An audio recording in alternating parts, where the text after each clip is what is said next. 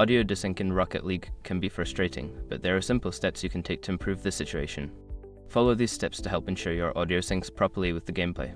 Step 1. Check your audio settings.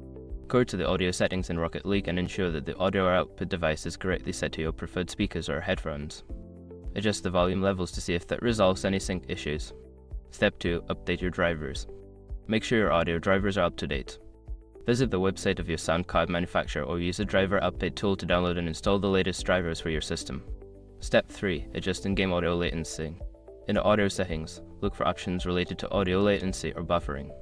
Lowering the latency can help improve the sync between audio and gameplay. Experiment with different settings to find the best configuration.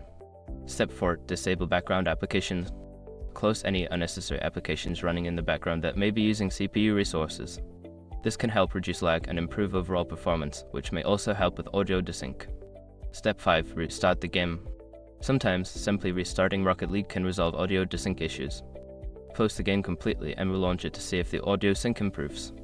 By following these steps, you should be able to enhance your audio experience in Rocket League. If issues persist, consider reaching out to the game support for further assistance.